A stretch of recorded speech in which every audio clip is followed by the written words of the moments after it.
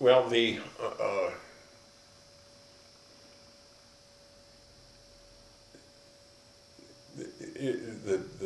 biggest problem again was this chicken and egg routine.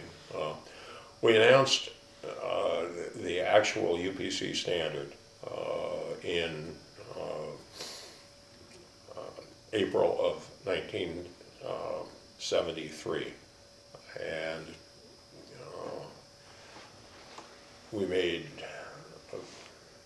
a big point about meeting every objective that we had set, and we had set that objective back in '71 when we announced the results of phase one. We said we'd have a recommendation on symbol by April 1st, 1973, and we did. We had the actual specification was published approximately May 1st, 1973. What we were aiming to do is to have it in people's hands in time for them to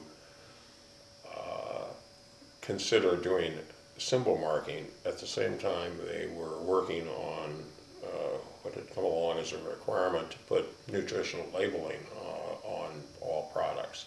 So many manufacturers were looking at having to change their labels, packages, and so forth by starting in the summer of 1973.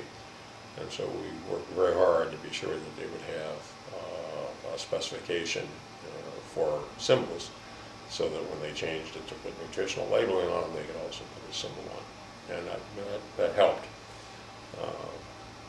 make it easier to do. But even so, we were faced then with the task of trying to convince manufacturers to do something which was, to some extent, it had involved expense. They had to change their printing plates and their package designs and so forth, and put symbols on. And we, at that point, of course, had no scanners. Worse yet, after we made the announcement of the UPC standard, we were faced with the fact that two or three of the major participants on the manufacturer side, on the equipment manufacturer side,